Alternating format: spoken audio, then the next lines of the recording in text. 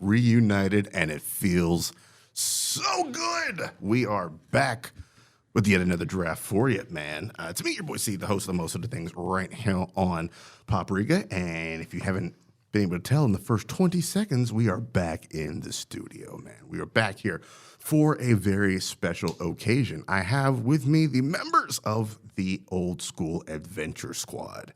And for the first time ever, we're doing a draft together. So this is going to be some Is fun it? stuff. Is this the first time? First time. Wow. It really is, isn't it? Yes. How about that? This is why I chose the spring for the studio. But for who's this playing momentous Pete? occasion. Who's playing Pete and who's playing Sizzle? A pair of jiggly D cups will be playing the part of Pete Lentz today. Let me see him. Man, we're back, man. We're back with the pop culture draft. Before we get into that, man, let's go around the table and introduce our usuals. To my right, we have one-time draft champ, Mrs. Leslie Mansell. How are you doing today? Better before you said I was only a one-time draft champ. You're in the club. You're in the club. You're in the club. That's all that matters, man. Glad to have you here. Across the table, we have, I think it's four-time. Recent Draftomania champ. Yes, the recent 2023 Draftomania champ, man. German Satisfaction Jackson, man. And tag team champ as well Reigning as the and defending. Reigning and defending, and the former Test Your Might champ. Yes, inaugural. Indeed.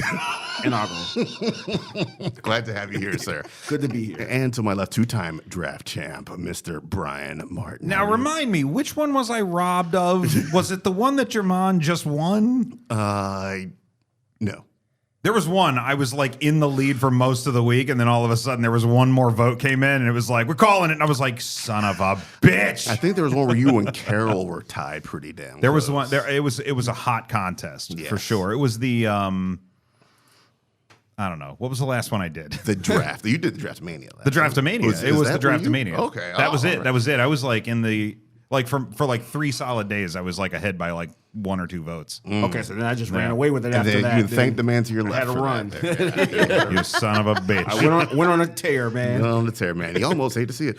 We are here to do the pop culture draft. As we do with these things, sometimes we have these crazy conceptual thematic drafts. And the theme for this joint is, the scenario is, we are here in the year 2023, the year of our Lord Ryan Gosling, 2023. We're going to be putting together a time capsule of pop culture goodness, man, to send 100 years into the future. And what we draft will be put in the capsule, and it will determine what our people 100 years from now, you all listening to this episode, are 100 years in the future. Which one are you going to open up? Before we get started, I'd like to take this time to apologize to people 100 years in the future. Sorry about 2016. We fucked that up. Don't worry. There's many more to come. Somebody let me know if 2049 actually happens as well. Yeah, so let's get down to it, Yeah, man. give me that joy. I want a joy. That's what I'm banking. 2049. We're talking about 2049, right? 2049 is Anna de Armas still looking all yeah. kinds of nice and tasty. I want a there. joy or an Give me a Anna joy. de Armas, whichever you have for me. Gotta take it on credit. So we got our 10 spots to draft, as we normally do. This is what we will be drafting to put into our pop culture time capsule, man. For the visual mediums, we'll be drafting 2 movies, 2 television shows, and an anime. For the written word, 1 comic book and 1 prose novel. For the listening experience, the auditory, we have 1 album, 1 podcast, and for the interactives, we have 1 video game. But we need to figure out what order we're going to be drafting in, Mr. Jackson, because you are our 2023 Draftomania champ. You'll be pulling first. This is bullshit. I'll just pick one. That's all. I don't think that's how that works. Let's see. And while we're doing that, Brian, what are you drinking on, sir? I don't know. It's Midnight Mulligans. All right. Embers. What is it called? You're doing a great job. Look, I had a drink before this one, okay? It all makes sense now. Embers Resurrected from Midnight Mulligan. It's across the street. It's the first time I've been there. Yeah, I'm not a big fan of that place. I got the old classic Rhino IPA. And what do you drink on, Leslie? I have white. Wow. Oh wow, why's it got to be white? I've got Wiseacre Brewing. Gotta get up to get down. Ooh, I like that. Coffee milk stout. All right, then. Delicious. We have. I kind of want to check that out. Is that one of your New York joints? No. Oh, so you just got that at the Rhino Market with me. Yes, I did. In fact, I was right after you in line. We have our draft orders picked. It is I with the number 1 spot. You guys get in line separately. Hell yeah! I got my beer. I knew what I wanted, so I walked in, grabbed it, and walked straight I like to it. the line. All right. I like it. Yeah, she's not with me. It's fine. Leslie will be number 2. The Mancells are together, and then Brian, and then Germain on the turn. Yeah, Germain's got that sweet spot. Sweet spot. All right, Old so snake. the good old snake. Oh, Ben, I did not expect to be number 1. Matter of fact, I was banking on not being number 1, so I'm not liking this already. And do we have any questions before this first pick? Yeah. Do we have to do these all in order? Yeah, great question, Germain. Will it never not happen? Absolutely not. Absolutely not. No, whatever order, listeners, we want to draft in. The only thing we're saving theme song for last. As per usual, yes. All right, it is on me. I'm going to go ahead and take my first joint. I'm going for the movie first. I'm going to go with The Shawshank Redemption. All right. Pretty strong. Yeah, Shawshank. Okay. I mean, we talked about it on a couple of drafts. I'm pretty sure we had a 90s draft in there. It came up on Drama Draft. I think it was also an Oscar nominee at some point, so I'm sure somebody. Was there a butt stuff draft? There was a butt stuff draft. Because yes. it would definitely come up on that. It was weird because Pete cloned himself 3 times. And butt stuff. Hard to get a word in edgewise on that one. it was 4 Petes on that draft. I guess Did it. They're like the seagulls in Finding Nemo.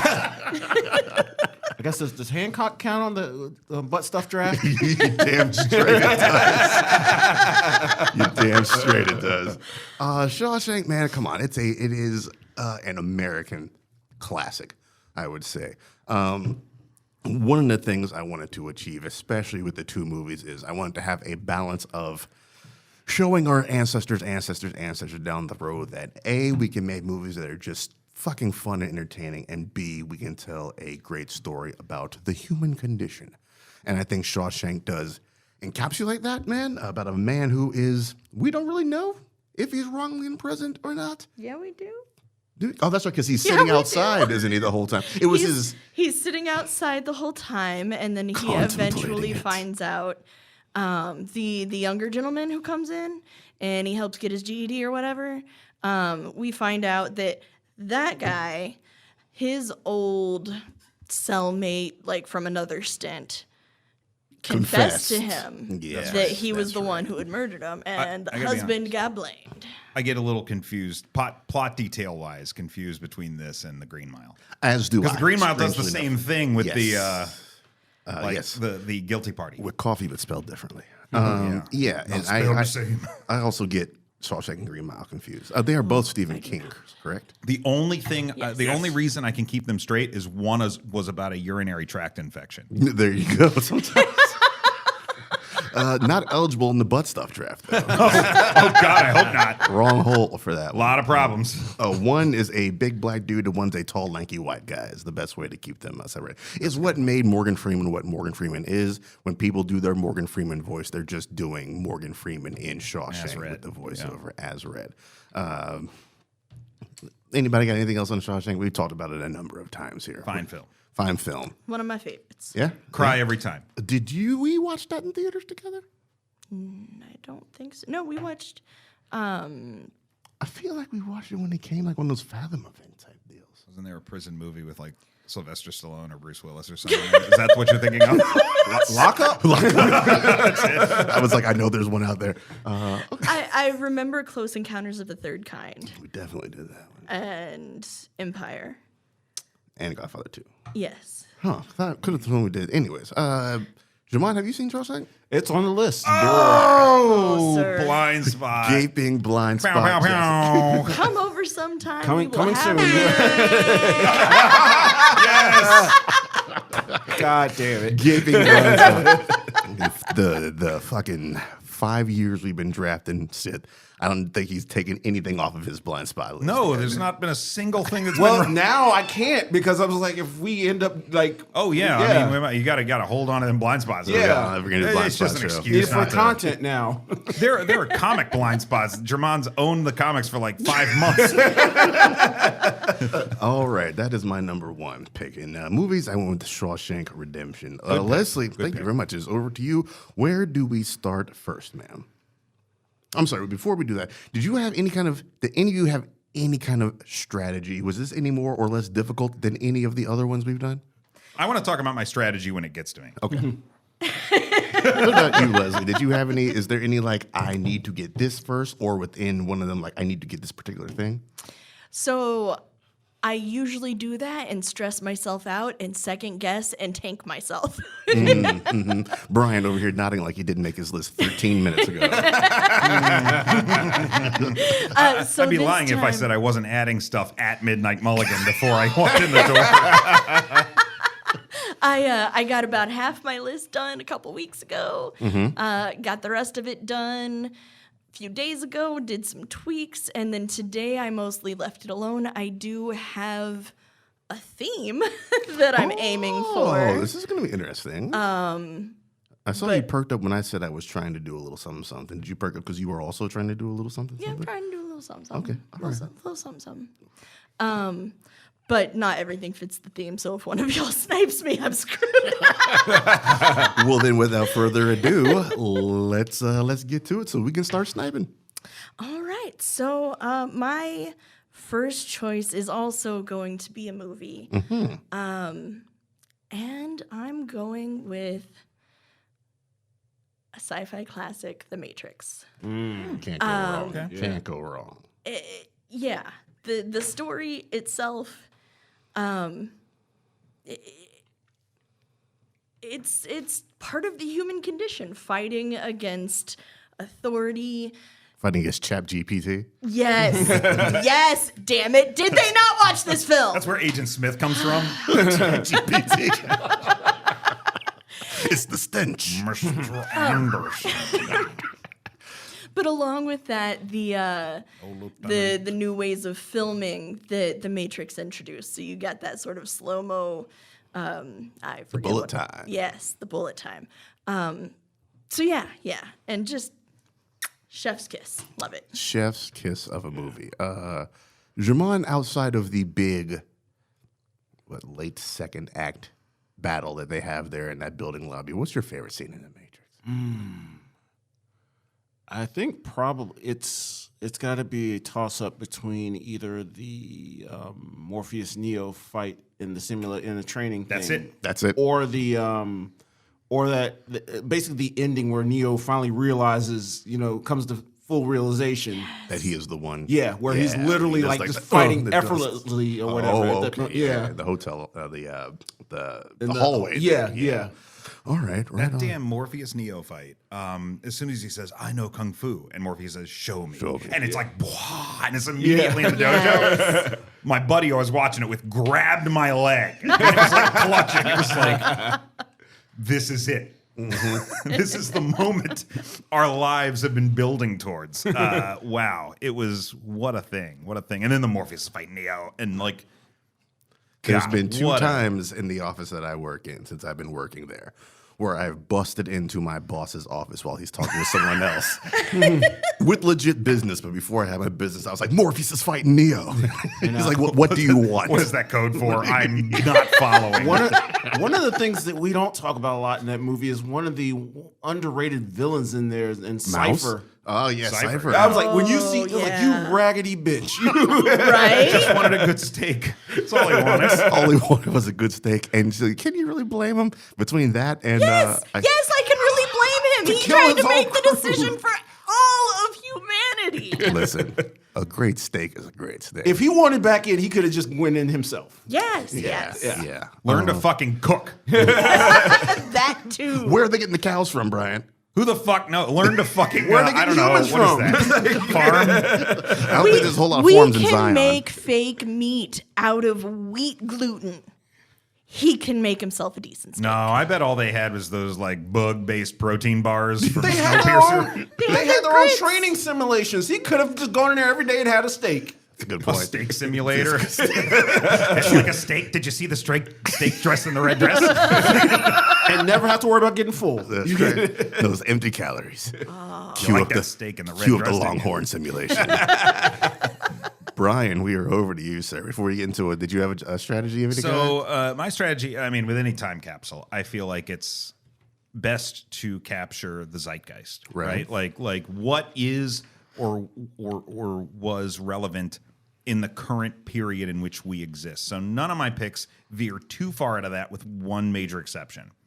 And there's a reason for that I'll explain when I get to it. But so I wanted to kind of like what you were doing. It was like the best examples of like the human condition represented in whatever medium this is, like Shawshank, right?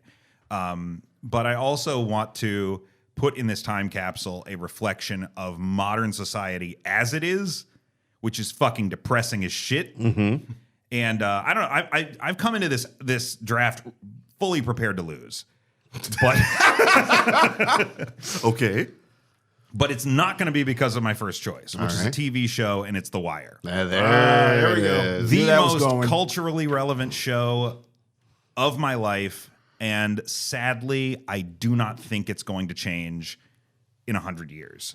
I think The Wire and the themes in The Wire and the things that the characters go through and the classism is always going to be relevant to American society, whatever that looks like in 100 years. They'll either be able to look at it and think, good God, thank goodness we broke that trend, or nothing ever changes. Yeah. Those are yeah. the only two reactions they'll have to it. But The Wire is, to me, like television's most relevant touchstone. You said on our very first TV draft years ago, you don't care about anyone's socio-political or socioeconomic ideas or thoughts or opinions if they have not seen The Wire. If they haven't seen The Wire, I won't talk to them. It's like immediately dismissed. Nothing you say has value. Because here's the thing: if once you watch The Wire, no matter how informed you think you are, The Wire opens your eyes to certain elements of society that you probably aren't fully exposed to, for the most part. And if you haven't seen it, and you're not coming from a place of understanding and empathy, then I don't really have time for you. Yeah. That's where I'm at on it, man. Yeah, I've been in some seedy areas in my life. I've been in some seedy areas in the very city The Wire is based off of and filmed.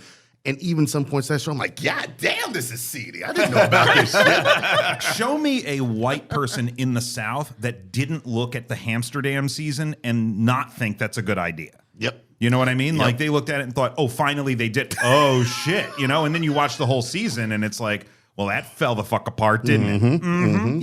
Yeah. Doesn't work, does it? You were a fan of this show.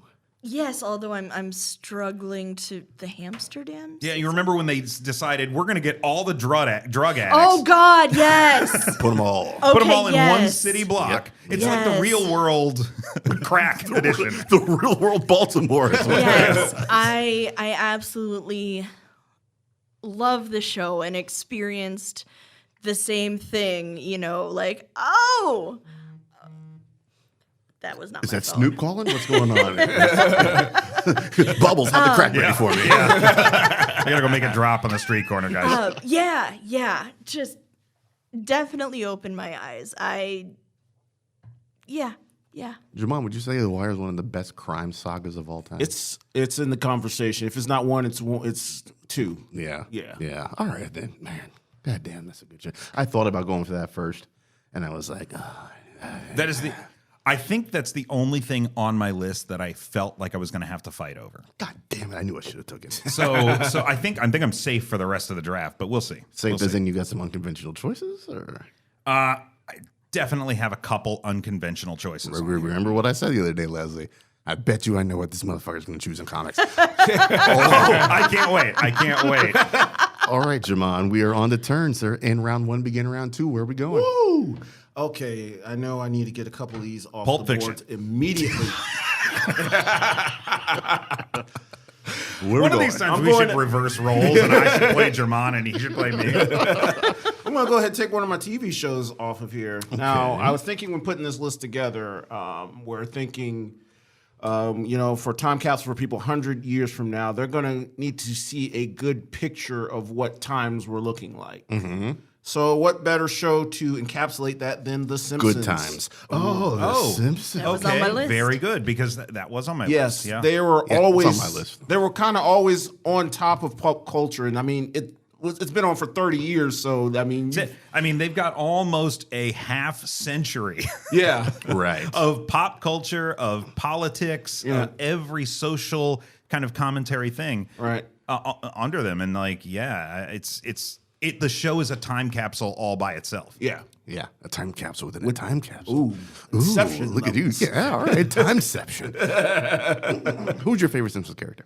Oh gosh, it's got it changes every day, but it's got to be Homer. Like it was because originally those first couple seasons it was Bart's all show, about Bart, and yeah. then when they shifted everything towards Homer, it just like took That's off. when the show took off. Yeah. Yes, for me. Because he is just like it's just like deliciously stupid, like Deliciously stupid, but also like, lovable and he's yeah. lovable. He cares about his kids and his family. Yeah. Yes. Like, he's not a complete asshole. Yes. It's not like the sitcoms of the times where it's like, oh, these wife and kids, I can't laugh, or like King of Queens. The Al Bundys? The Some the of Bundys the- of that. But Yeah. he's I do watch lovable, Some and of he my- will go yeah. to some wild lengths. Some for of his my family. favorite quotes out of there came from him. It's like you've done your best and you failed. Or you tried your best and you failed, or whatever. The lesson is, don't try. Leslie, favorite Simpsons character? I'm going with Maggie. Maggie. Unconventional choice. Why Maggie? She's adorable. She's adorable. You never suspect her. No, we certainly Again, we didn't in that one season. No, we certainly didn't. That whole Exactly. summer spent Yeah. trying to figure that shit out. I watched that episode frame by frame, Of course you did. and I figured it out because of the hands on the Smithers hands on the hands? dial. Like it was like one split second you see that, and I was like, oh, okay. What are hands on West and South? Yes. Yeah, that's right. That's But right. from his perspective, It's Yeah, M&S. M&S. Yeah. She was no joke with the piece. She's man. no joke. Clapped him up. With the sucker and pacifier in mouth. Exactly. Exactly. All right. And also, in that episode where we find out that Homer's awesome and he loves his kids so much, she's a big focus in that. Yeah. So- Good call. Good call. For me, and I asked this question, never even thought to figure out who my favorite Simpsons is. It's Troy McClure. It's got to be Troy McClure. I love Troy I think McClure. because I'm such a huge Phil Hartman fan. I think that's why Zap Brannigan is my favorite Futurama character. It's the influence of the talent that was Phil Hartman. Troy McClure, and Lionel Hutz, Lionel the Hutz, attorney. yes. I can't believe it's a law firm and shoe repair. So it's good. And Well, I Brian, lost the case. Here's your pizza. Who's your favorite Simpsons character? I think the heart and soul of that show, if you had asked me at 10, it's like Bart and Homer, but like the heart and soul of that show is Lisa Simpson. yeah. Absolutely. The reason it belongs in a time capsule is Lisa Simpson. Okay. Right. Without Lisa, you just basically have Family Guy. That's my theory about the show. Yes. Yes. I can agree with that 100%. There's no shut up Megs happening in The Simpsons. Yeah. When I was making my list, I was like, Family Guy? No, The Simpsons. Yeah. Good call. All right, Jermon, kick right. off round 2 for us. All right, let's go ahead and get one of these movies knocked out here. Yeah, we're not gonna fuck around here. Let's just go ahead and Pulp Fiction. Okay. Pulp Fiction. Why Pulp Fiction? Jesus Christ. Is there Talk about it anything again. Can I left defer? to say? Talk Can I about it defer some to more. someone Let's else? defer to Leslie. I don't know if we've talked about Pulp Fiction on every draft we've ever done. Pulp Fiction is on drafts of movies not made on Earth. Talk about the Anus Watch. Talk about the Anus Watch. We haven't talked about I'm gonna find a way to get into the animated draft. The Pulp Fiction adventures. The pulpy adventures. What of all the segments in Pulp Fiction, you have the Bruce Willis segment where he's escaping from Ving Rhames. You got the John Travolta segment with him and Uma Thurman and the whole date.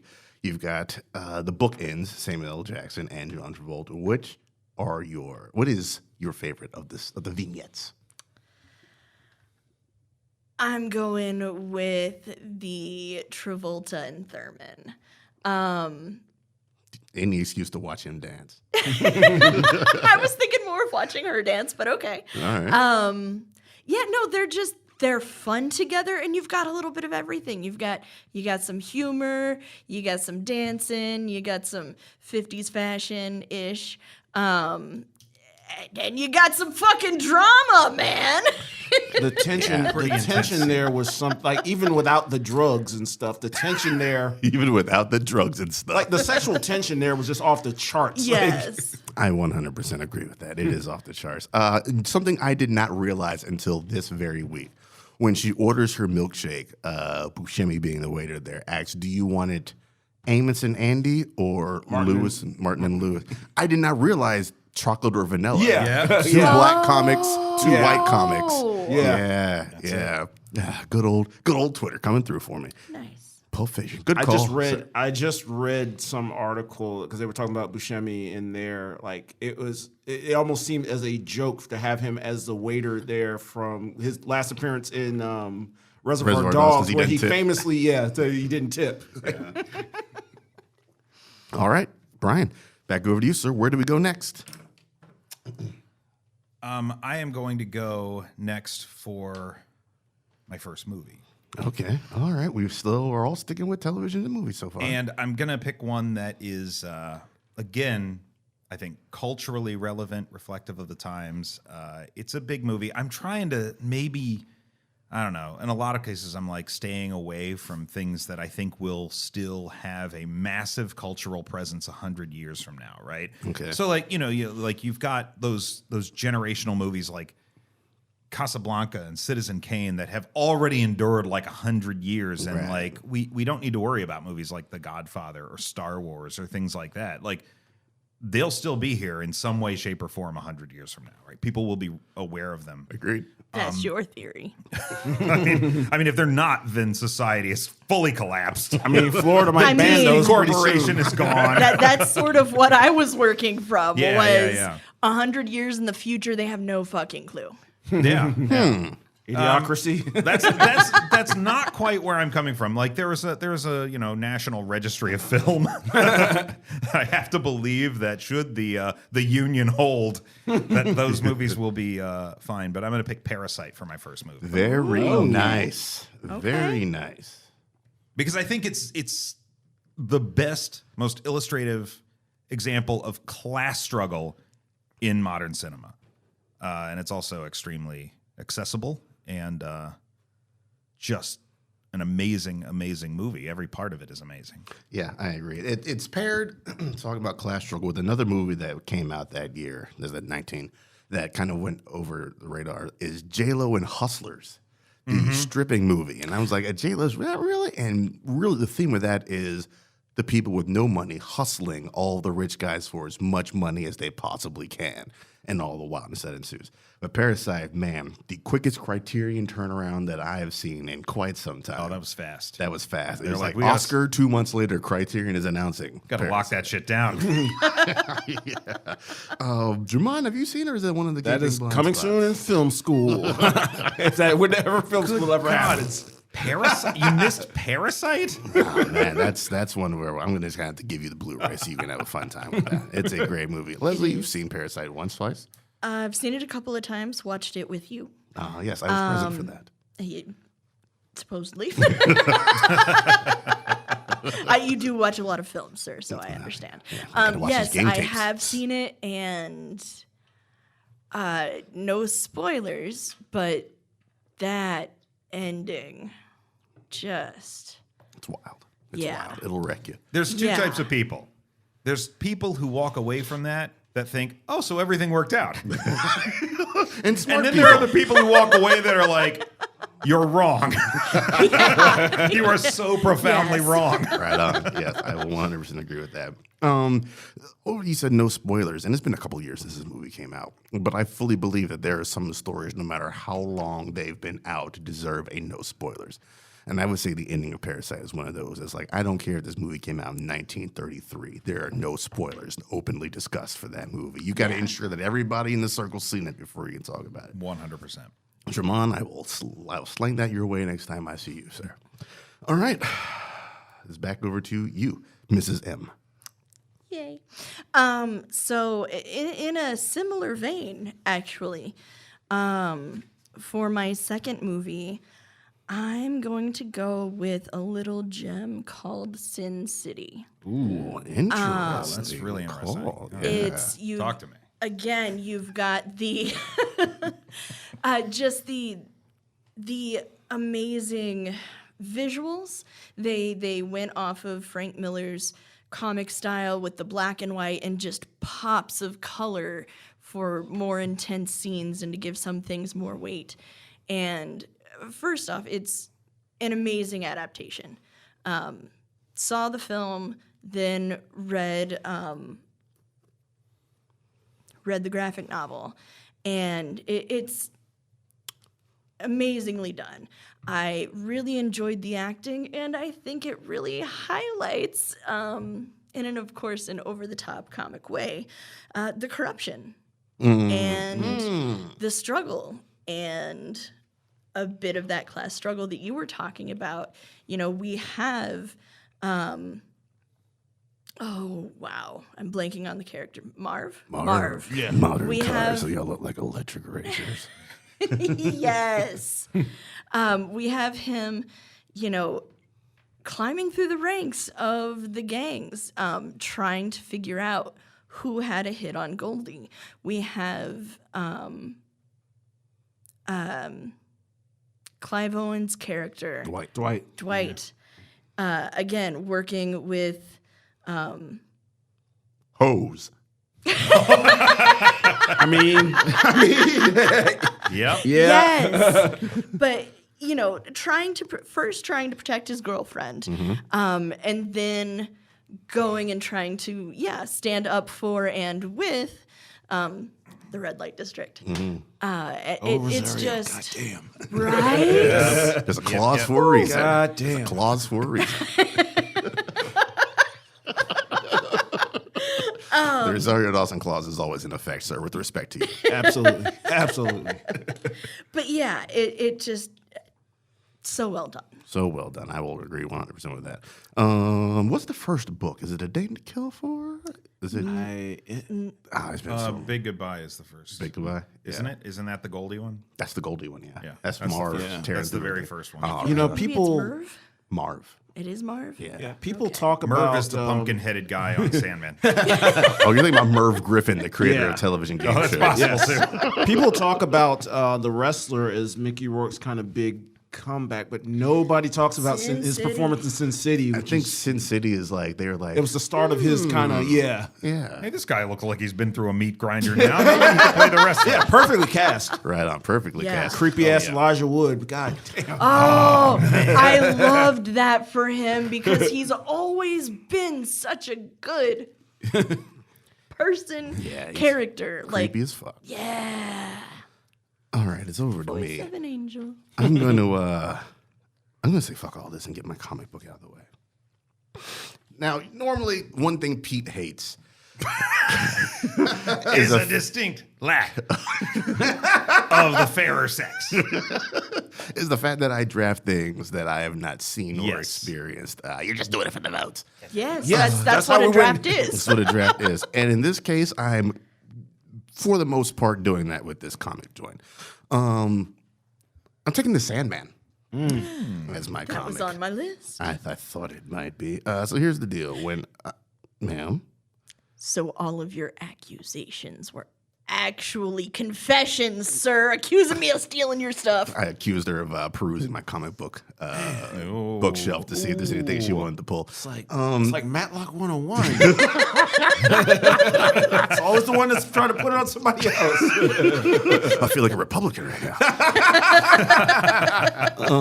So this came out in the mid '90s. This is like the Vertigo boom. We here at this table do not recognize DC Black Label. God damn it, this is Vertigo.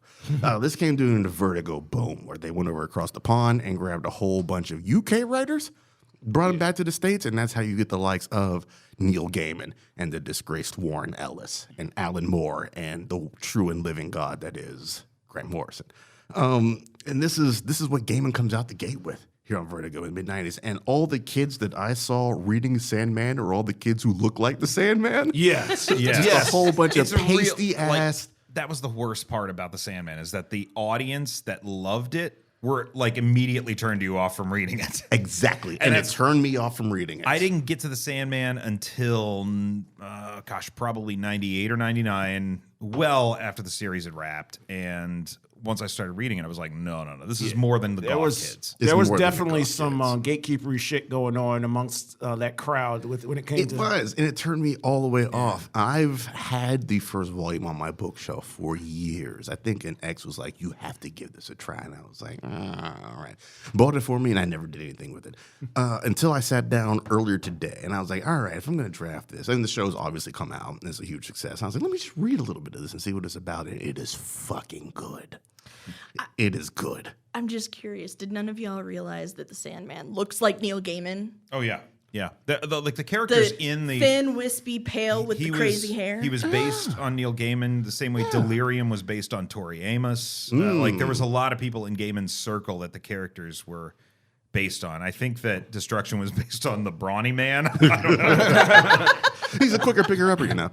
Good friends. No, that's They bouncy. were really That's good bouncy. friends. It's good. I encourage you all to check it out. So far, what I've read, it's sticking. I guess the show is sticking pretty close to the source material. I'm interested to see where it goes from here. Yeah.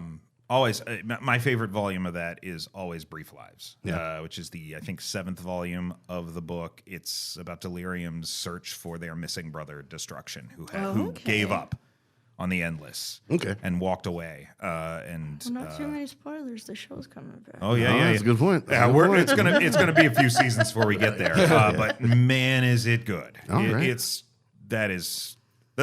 I think that's the story arc where you figure out things aren't going to end very happily. Oh, I love it You already. just kind of figure it out. I love it already. Jamon, any inclination to read this at all? I do need to get to Sandman. That's been on my list for the longest time. Like I've dove into some other Vertigo series. I won't mention that because Okay, it may and be they coming might later. come up. Yeah. All right. He's taking Swamp Thing. All right, then. All right, right on. We will keep this on. Oh, it's back on me, right, for my second joint. I am going to... comic book is good. Let me go ahead and get my TV show, man. Next Generation. Yep. Good call. Yeah. I have come to the conclusion that the Next Generation is the best comfort watch show of any show that's ever existed on television. You can put on damn near any episode of TNG and just sit back and relax. You can just drop in. You can come halfway into an episode and be like, yeah, I'm just going to write this shit out. I did that so many times during COVID because, Pluto has a dedicated channel for it. It's on Netflix. Heroes and Icons. There's one of those satellite or like one of those stations you don't get with cable. Oh, yeah. Four straight hours of Star Trek, and then that was the COVID watch. Like Miles would go to bed during the original series. I would watch Next Generation at 9. That was how it worked. BBC America is usually running at like 7 a.m., so I have it on at work all the time. It is one of the more beloved Star Trek shows. We just finished up Picard last night at the time of this recording, and it is a very clean wrap up of that show. It's TNG. We all know what it is. Leslie, you got anything on TNG? Jamon, do you have anything on TNG? Yikes! Jeez. So Sorry. you're a Voyager person. She's like, if it ain't Janeway, get it off. But in fairness, counter argument, I think you could say the same thing about Gilmore Girls. You just come in, you spend a little time with these drop in people. with the girls. Yeah, It was wonderful. charmed for me. Absolutely. Okay, so wonderful. one, man, I I've can watch never some watched Charmed. Gilmore Girls. Oh, one, you're Two. missing out. Hey, big, just I- out. I do enjoy TNG. Sorry, I was planning for my next move. Okay, all right, that's fair. That's where the deer in the headlight. I didn't know you were gonna start didn't- questioning us yeah. and start with me. Sorry, I should have thrown it to somebody else. Jamon, are you even a big Trek dude? I'm not the biggest Trek dude, but I got into TNG here and there. Right like on. that was the one series where, like, of all the current Star Trek franchise stuff, that was it. That I think it still is the pinnacle of the franchise. I would agree. Yeah. I mean, you do have TNG, The Return, also called Picard. yeah. yeah. The next generation. It took a while to get there. Before the fact that Q in the last seconds, I guess, this is months away. This episode, so the fact that Parasite came out 5 years ago. I'm just kidding. No, it didn't. Spoilers. The fact that Q uses the phrase "the next generation" in that last, I was like, oh, "Come on, guys, what are you doing here? All your nostalgia." Real quick, Brian, favorite Look at the TNG camera. character? Favorite TNG character, Data, obviously. Data is like the human journey of Star Trek. The journey, the thesis of Star Trek is what is humanity. There's right? always one character in each show that is directly exploring that aspect. Spock, And then Spock, it was it was the Data. original series. Kirk, to a lesser extent, was like, how many chicks can I bed? and then Riker was that role in the Next Generation. true. But it was like more like, how many chairs can I prop my leg up on? But Data was that vessel through which we explored humanity in the Next Generation series. And one of the few, I think, standout episodes of, I believe it was season 2, Measure of a Man. The courtroom drama episode about does Data qualify for benefits with Starfleet? Data's trying to get his post 9/11 GI Or Bill. is he a computer or is he a person? Which was a legitimate question to ask, Good I guess, in the philosophical 23rd joint. century. But Good it philosophical was joint. one of the high spots of those early seasons for me. Right on. All right, Leslie, if you have fully recovered, it is over to you, ma'am, for your third pick. No, you completely threw me off, and I have no idea what I'm doing anymore. Good. So with that being said, I too am going comic book. Okay. Ooh. Okay. I don't trust y'all. To continue along with my theme, I am going with Alan Moore's V for Vendetta. Ooh, all right, good Alan Moore pick. That is, I think, the best Alan Moore pick. That is an Alan Moore pick, yes. For the sake of what this draft is, I think that's the best Alan Moore. It's relevant. Agreed. It's very relevant. Agreed. Exactly. Yes, It's been some years since I've read it. I feel like saying I enjoyed it is the wrong phrase. You don't enjoy it. You experience it and you One think does- about it and then you just let it sit with you. Yes, exactly. And I am due for another reread. You loosen your tie, you sit in the corner with a bourbon, and you just heave They're a off heavy into sigh. space. Yeah, it's on the bookshelf whenever you want to snatch it up there, man. yeah. Yeah. What do you think about that movie? You saw the adaptation, Jamal? What do you think about the movie adaptation of V for Vendetta? I liked it. Yeah? Like it was, and granted, it still had that Wachowski's kind of actiony like touch to it, but it still kind of touched on some of the points of the book. Some of Some the of points. them. The Yeah. point? Yeah. Exactly some of the points were addressed by the movie. Yeah. I feel like when Karen Gillan at that Comic-Con took her wig off and threw it and revealed her bald head, somewhere Natalie Portman's like, been done it already. At any time, is that Hugo Weaving actually in the costume or is it just his voice? No, I think it was him. Thought it think was him. Yeah? Because Okay. it was somebody else had signed on earlier, and I guess he was like he couldn't do it with the mask on and all that stuff. And then I think it actually was Hugo Weaving. Who was the guy that signed Ja- on for was it Doug Gray James? Scott? Oh God! Did you say? Doug Gray Scott. He was Oh like, my God! That he was nigga- like supposed to be Wolverine. my God! That man's just making poor decisions. I mean, in retrospect, it seemed like a really good idea being in a Mission Impossible movie. He didn't the know he was time, going to be in yeah. the worst The Mission worst Impossible one. movie. Well, I mean, as a villain though, he knew he wasn't going to be back. Like, Thank you, John Woo, for giving us that piece of trash. It's a great joint. You read the comic? I I don't think I can't remember if I have. No, I don't think I have. I'm I going to give you a can pass recall. on this blind spot, Jermon, because I think like not much one- Because like, everybody goes, of course, everybody goes for the other Alan Moore book, Right. but yeah. much Right. like Or two From Alan Hell, Moore. Yeah. I think that V for Vendetta and From Hell are two of the Alan Moore works that are less recognized in a public sphere. Yes. Right. And also they feel like the least essential in fact, I think both of those books are more essential reading than Watchmen, but that's just Gotta me. be kidding me. That's just me. So I could will go on for a while Take about this that. time to point out that of the 4 comics, 2 of them are Vertigo. Take that and shove it up your pipe, Marvel. I am a huge proponent of Vertigo comics. Fuck that DC Black Label. Brian, it is over to you, sir. Where go you? Not comics. Not yet, anyway. I am going to pick my video game. Oh boy. On the off chance anybody does something wackadoo. And I think this is a little bit wackadoo. I don't think anybody's going to draft this, but I just want to be on the safe side. Now, again, I want to capture cultural touchstones, right? And this is a video game that I have not played. I don't play this game. Many people I know do play this game because it is the most successful video game, I think, of all time. God damn it. And it's just trucking and trucking and trucking, and that game is Minecraft. Oh, okay. Woo! I thought it was just. I was like, video games have got to be safe, but I was just when you was like, oh, I don't know what you picked, but I mean,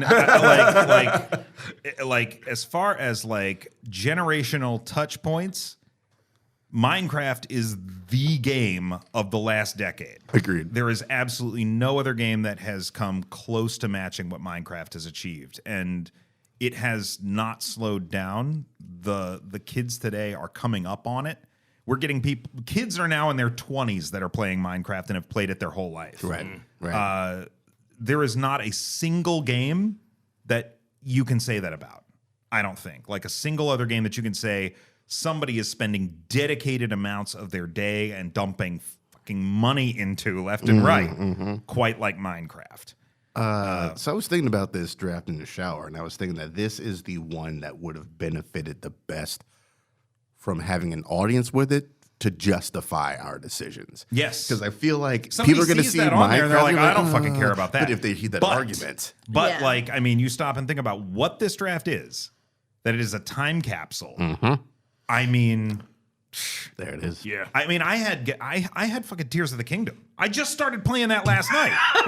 Tears of the Kingdom is on my list, but I'm like, No, you and Prince T'Challa was playing it. Yes, I saw yeah, that right. picture. Right. My pasty white Prince T'Challa was playing it.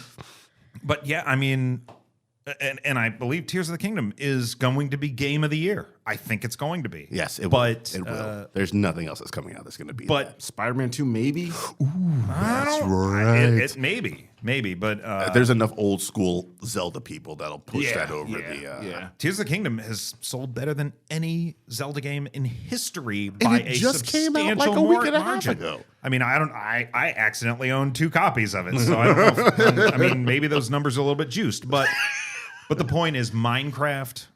Nothing can touch Minecraft. The kids today, they're still like I meet 5-year-olds all the time. What do you play? Minecraft. Yeah. Has anyone at this table played it? 5-year-olds. I have not. Thank God my kids had a Minecraft phase quickly. And I mean, like, each one of mine were in and out within maybe a year and a half. Yeah. And they moved on to something else. And I was like, oh, thank the man, Jesus. Have you played it, Leslie? No, I have not. Very interesting. See how that plays out here. Mr. Martin, we are over to you on the turn. No. I'm sorry, Mr. Jackson. The other Mr. Martin. The other Mr. Martin. People get us confused all the All time. the time. All the time. Sorry, Javon. Sorry, Javon. Obviously. It's like, we don't all look alike. All right. Let me go ahead and get another one of these movies off of here real quick. Okay, so your second movie here. Yes.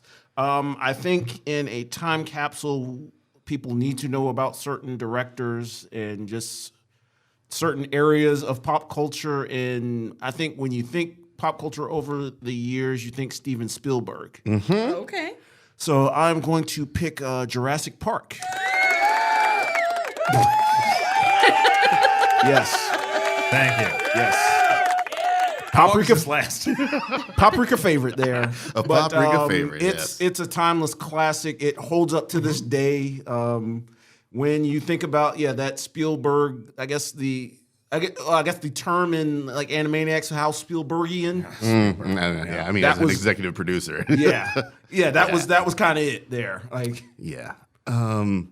And maybe audiences 100 years from now will still need a reminder, like, don't fucking clone dinosaurs. oh yeah, when they're I see you over there. See you- Don't fucking do it. yeah, because Keep it in Amber. by that point when they're watching Jurassic Galaxy or whatever, and it's like, no, let me show you how it was done. That's just going to be dinosaurs. Is there any movie of the Jurassic Park franchise that came even close to the first one? Maybe World, I mean, World financially came Yeah, close to yeah. the first one. Yeah. but I Might have literally surpassed have it. I think it surpassed it because tickets are so expensive. Yeah. I literally have only seen Jurassic Park and Jurassic World. None of the sequels. That's it. Yeah. You're good. Fair. There's nothing worth it. 3 is decent. I like actually, the all story. right. So I'm glad you said that because I'm actually a pretty strong proponent of 3 because three went into the game knowing exactly what the fuck it was. Yep. It's like, let's give the people what they want. Joe Jumanji Johnson really delivers on Jurassic Park 3. He's kind of an underrated director, though. He gave us a good Captain America movie. I think Yeah. he is The very Rocketeer. underrated. The Rocketeer, yeah, very underrated. But Jurassic Park 3 is the black sheep of the Jurassic Park family, and deserves way more credit than it gets. But I've been waiting for pterodactyls forever, and they gave them to me yes. in Jurassic Park 3 in a great scene as well. Good call on Jurassic Park. Start us off on round 4. Okay, so since I had a little bit of a scare last round, I'm going to go ahead and take my video game off of here. All right. well, I can't wait to find out what you thought I was talking about. Okay, this video game has been so popular that it has survived 3 different generations of consoles. Oh, all right. It's going Call of Duty. It's been going on for what almost a decade now. Grand Theft Auto 5. I fucking knew it. I was going to say it a second ago. Okay. All right. The kids love it. When I was like, oh, the kids love it. He's like, it's Grand Theft Auto. I had 3 on my list. Oh, for a ooh. bit. Yeah, the Scarface one. 3 holds the distinction of being the only one I actually played through from beginning to end. Yeah. I never finished 3. Yeah. Give us something on Grand Theft Auto. Why is why is it make GTA the 5 is just I think they finally got that formula down to a science. Like, Yeah. all the improvements they did from game to game, it feels like it finally came to a head with Grand Theft Auto 5. Like the stuff you can do in there and just the intricacies of having 3 different protagonists. And interweaving story? yeah. And when they come together for the heist, the different heists that they do, like you have each person in different roles. You can actually switch from back and forth. Yeah. Like say one guy is the sniper, the other will be the pilot and everything, and you're going back and forth doing different parts of the mission. It's very Fast and Furious-ish. Yeah. In some ways. Yeah. I'm a fan of the GTA franchise, even though I don't play it all that often. And online you can just do almost anything at this Dirt. point. Yeah. You do dirt. Just grime. GTA is an outlet to just get your worst desires Pretty much. out. Pretty much. I am all it is. I am relentlessly petty on there too. Sticking folks up for their petty cash. It I have- rewards pettiness. Yes, it is so petty. Like you can buy an orbital cannon, and like it's so petty. You have to pay $500,000 just to fire it. But it Jumon's wipes like, I will out- pay this gladly. Yes, I will gladly pay it to wipe some folks off the map. You're a terrible person. You got We're that here Elon for Musk money? Right on. GTA 5. Good call, sir. That's a really good call. That's a good call. I did. I put GTA on there as a lark. Like, maybe GTA. I guess I'll figure it out. Didn't expect to be drafted, sir. Unexpected. Brian, your 4th pick. Leslie, did you ever bang a hooker, then beat her up for her money and steal it? In real life or in video games. I mean, yes, but honestly, I preferred to watch my roommates do that. Oh, okay. Plead the fifth. Plead the fifth. I feel like that's what most people would say then. All right, I'm going to pick my second TV show. I don't like how this is played out. This show is The Simpsons was on my list to pick maybe second, but American I had Dad is still there. had some other options there, and I think this show is representative of the sort of millennial turn in what a sitcom could be, what a sitcom looked like. It stands up. The jokes are rapid fire and hilarious. So even if 100 years from now, people don't understand what Saturday Night Live is or was, there is plenty to laugh at in 30 Rock. 30 Rock, you son of a bitch. The greatest, in my opinion, sitcom of all time. You know, it's hard to argue that 30 Rock is the best sitcom of the 21st century? Yeah. Yes. What year is it, boy? Yeah, I love 30 Rock. And I mean, of course, like there's that episode I always go back to. Like, I think my favorite episode of 30 Rock is the one where Tracy accidentally ends up in the cash cab. And of course, 100 years from now, nobody's going to know what the cash cab was, but it's fine. Yes. You're going to be fine. It's just an encapsulation of the what the suits looked like, what the creatives looked like, how they all interacted and commingled, and just what American humor was like. Yeah. In the early part of the 21st century, I think 30 Rock is it. I think 30 Rock is, like you were saying, you don't need to understand the references. They write it in a way where it's still going to be ridiculous and funny regardless of what the reference is. Understanding the reference is just an extra added bonus on top of it, but it's still at its base funny. Yes. You fuck with 30 Rock, right, Leslie? I've never watched 30 Rock. Jermon's blind Ever. spots apply to Leslie as well. Wow. You've got your very own Jermon blind spot. Old Jermon Ellsworth just showed up. Jermon, you check out 30 Rock at all? I have seen one clip of 30 Rock, and I was on the floor. Like One clip. It was was, it Stacy Keach's Bazooka Joe commercial? No, it was Don Cheadle. He was doing that commercial. He was trying to endorse Mitt Romney, and he couldn't even get through it. There's so much to love on there. Everyone has their own favorite little bit or sketch or character. The girly show, the stand-in for Saturday Night Live in this instance. I wish we had more actual girly show, but it's everything around it and the behind the scenes that makes it. And that's what I think makes it work when something like Studio 60, which premiered the same year, failed because it was all about showing you what was going on that show. Yep. And Aaron That's Sorkin Sorkin? Aaron Sorkin's a really good writer, but he's not a very funny person. No. And so none of the comedy beats landed. So I think it's great that 30 Rock avoided that largely, and they would just show you little bitty snippets. Everything you saw here was and them there. like in a goofy costume about to go It was on treated or just like coming off. it was treated like the antithesis of Bruce the Shark in Jaws, where it's like what you're not seeing is funnier in your head than what we could possibly show you. Right. Good call. Leslie, your fourth pick. I'm going to venture into one of why am I getting such looks? You said it. Oh my word! I'm gonna catch these vapors. I can't wait to see My stars and garters. Clutch my pearls. steel magnolias. Fried green tomatoes? What's it gonna be? Anime Akira. Oh, sniped! It burns. It burns. As it should. Which one of these buttons does the cheering? Oh my God. Are my thoughts on Sorry this? for you, honey. hurts. I am not a huge. I do not dislike anime, but it's not something that's ever piqued my interest specifically. So I've seen a few. I've typically enjoyed what I've seen, and Akira is one of those. Plus, knowing how big it is in anime, how important it is, all of the sci-fi that comes along with it, as well as my husband's frustration at not choosing it himself. Oh, certainly. Certainly the most influential anime My movie of all word. time.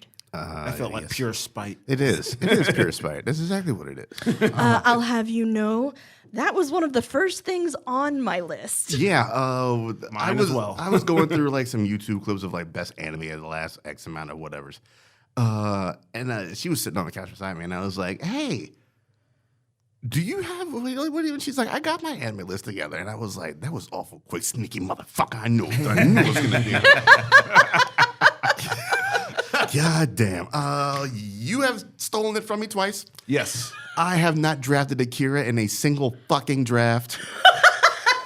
Because it has always been stolen from And me. yet, Sorry, honey. everybody sees Akira and they think it's you. Now I think this is the time he finally got it. I'm not the Akira guy. Sorry. Now you have to set up the animated draft Yeah, now you got it. to get it sniped again. Animated from the 1980s within these amount of months. I'm giving this thing. Oliver and Company. I don't know what else is Yeah, what were they doing back in the 80s there? American Tail. Brian. Ooh, that would win some votes. Yeah, it probably would. What That- would you got on anime or Akira there, Brian? I mean, like I said, it's the single most influential anime film in history. Yes, it There's is. nothing else that comes close to it. Nothing comes close. And it's, I think it's probably most people in our age group's first encounter with anime was Yes, it Akira, is. because it's just one of those things that it struck at just the right time to make it overseas. I think Akira and Right as that one boom was other starting. movie for me are very close. Is it Grave of Fireflies? No, it is not Grave of Fireflies. Because that was like, I don't know, like when in the first 5 anime things I ever saw was Grave of Fireflies, and I'm like, well, they're doing something. Yeah, I shout out to think Miyazaki. the first I saw was Princess Mononoke. Shout out to Miyazaki. Wow. Okay. All right. Oh, that when, was that had a healthy theatrical run in the U.S. Yeah, I just Kiki's Delivery Service I think dropped around the same time that Akira did, and it had sort of that vibe. Like, I mean, it brought over the anime in terms of that vibe. It didn't have a vibe remotely similar to Akira, other than the fact that there's 2 anime characters riding around on a thing. But there has been some behind the scenes talk of doing a mini bracket of just Miyazaki Ghibli movies. And I have never seen a Miyazaki movie. never. Nor Never have I. seen one. Wow. Studio Ghibli is a Holy big blind spot for moly. me. How do you Big-ass avoid blind that? spot. It's almost like it's like avoiding like a car crash on exit 3A. Like, you can't do Like I've been involved in one of those. it. If you know, you know. You know, very, very local, Yeah, like, local reference. I there. mean, Jordan Peele made a reference to Akira. Like, sure as shit did, and I stood up and cheered like a motherfucker. In Hey, that I don't screening. want to spoil anything, but and I'm not saying I'm going to be the guy that does it, but one of our albums to put in here might have made a reference to Akira at some point. Okay, interesting. okay. Interesting. I'm just saying it might be on my list. All right, if I'm thinking what you're thinking, that is also on my list. You're So that'd be- definitely thinking what I'm thinking. all right. Then right on. Interesting. Okay. Good call with the cure. Now he's going to snipe it. you. But I got a better backup anyway. It's not a better backup. I am going to. Oh, where do I go out there? I guess You're I'll go welcome. ahead and He's get already my- distraught. Yeah, man, this gonna fuck me here. I'm gonna go ahead and give my. I think that's kind of safe. I think you're Well played, kinda man. safe. I'm gonna go ahead and get my second movie, man. So I talked about wanting to match just pure entertainment with stories about the human condition, man. So you can have both sides of the coin, a bit of a balance. And to me, pound for pound.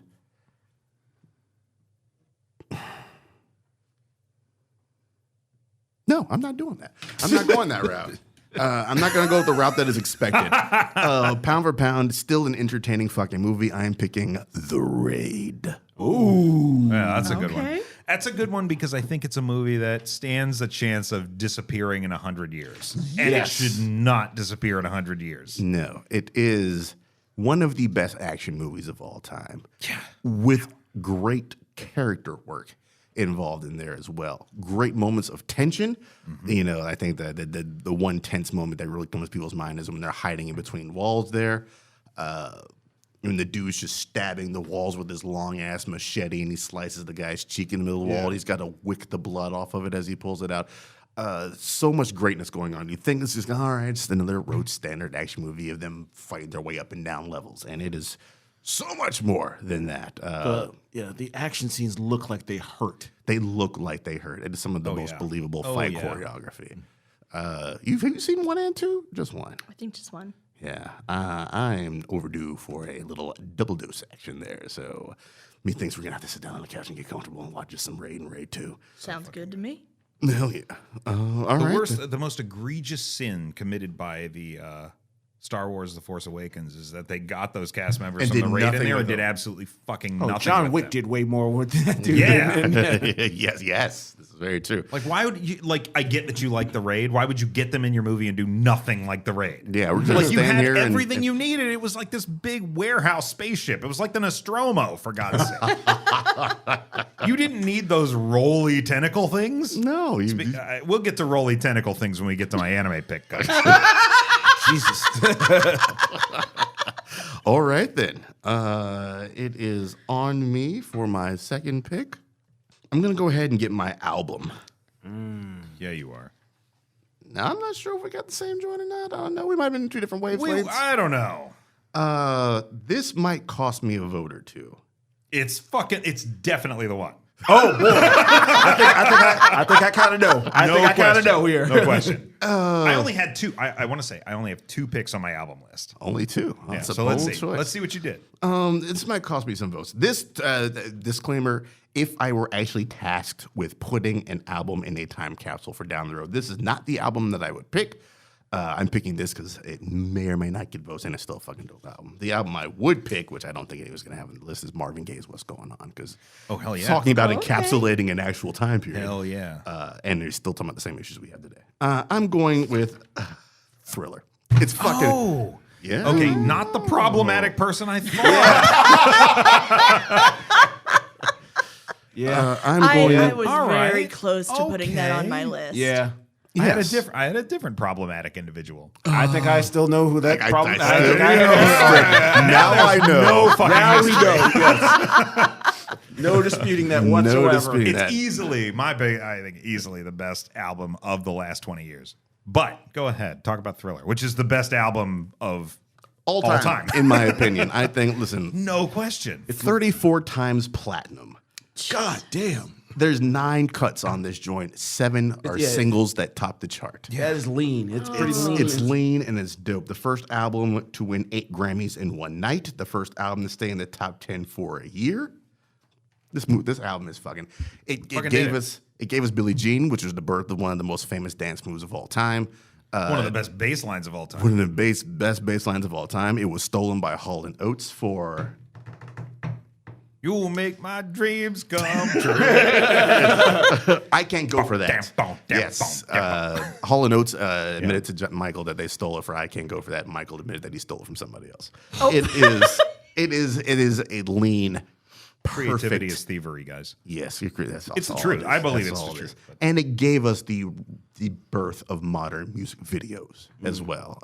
Shout out to John Landis, who directed Thriller. Vincent Price, that wonderful voice of his. God, Oh, like good. you got How do you Vincent pull Price. that? How do you, Mike had juice? It's like, Quincy, get me Vincent Price. Yeah, like, what do you want him Quincy, to yeah. do? Say some of that Say- spooky shit. Talk? I don't know. I don't know. Just have him do what he does. Because he did what Off the Wall first. I think Off the Wall gave him the juice to do Yep. whatever the fuck he Oh, wanted yeah. to. Yeah, that collaboration with him and Quincy Jones was just... It's too much. And even though I prefer Off the Wall to Thriller, I recognize its merits. banger. All right then. Leslie, whenever you're done applying your makeup, it is back over to you for your 5th pick, ma'am. Look, my lips were dry. Okay? You didn't have to call her out in an audio medium. Gotta hydrate my lips. Hydrate your lips. unnecessary. I was vamping while she was finishing up. He's just mad I picked Akira. Oh, that's a good pick. Thriller's a really great pick. Thank you, sir. Thank you. It's I don't also- know if it's going to get me votes. He I also think- got to hug a tiger. I mean, like, it's really great. just him and Scarface. I think Mike still turned some people off. It might be a little problematic, but Those I'm people gambling. don't fucking get it. And Pete, I'm gonna be the Pete Lentz. Like, they don't fucking Pete Poprikan's gonna popreek. I'm gonna just say that in advance about Thriller. Yeah. Well, Carol Burnett was nowhere in the production of that album. She's on keys. She did that VO on Thriller. What's up, Leslie? Where are we going next? I'm going novel. Okay. I feel like this is a fairly safe pick. I feel like none of y'all we're gonna go for it. So second mention on this draft of Neil Gaiman for American Gods. Oh, good Love it. call. Love it. Nowhere on my radar. It is but everywhere on your blind spots. Yeah, no, absolutely. Well, I did watch a couple episodes of the series. The first season's great. Okay. The first season of the show is good. The book is so much better. It is Shadow's journey. Shadow Moon. And it's a journey across America. You see so much. You see grifters and thieves. You see greed. You see America. You see America. You see the nastiness and the horror that we built this country on. You see the corruption and just the sort of falling to pieces that the country is now. And there's still twists and turns, and somehow I always forget the twist at the end until I get there again, and I'm just like, oh!